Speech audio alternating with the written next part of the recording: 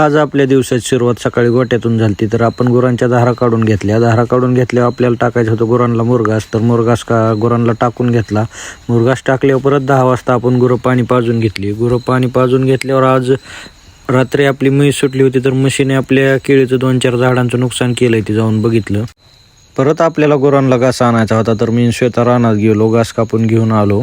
घास कापून झाला की आपल्याला आज गावात जायचं होतं. तर आपल्या गायला दगडी झाली, ते औषधं गावात ठेवली होती, ते आणायची होती. तर मग मी वेद आणि रंजा गावात गेलतो.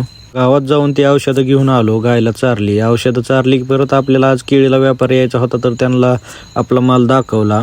माल दाखवून आपण थोड्या वेळ आराम केला. परत 4 वाजता लाईट आली. तर आपल्याला राहिलेली केळी भिजवायची होती. तर तुम्ही म्हणचाल रोजच कसं केळी भिजवतोय, तर एखादं काम हाती घेतल्यावर ते पूर्ण करावंच लागतंय. तर आपली राहिलेली केळी आज पूर्ण भिजवून घ्यायची होती. मग केळी भिजवायला चालू केली ती आपण. तर परत लाईट गेली. तर आपले अँबॅसेडर काढले आणि रानात गेलो. मोटरा चालू करून घेतल्या. मोटरा चालू करून घेतल्या की आपल्याला ज्या पायपा लागायच्या होत्या त्या जागेवर नेऊन टाकल्या.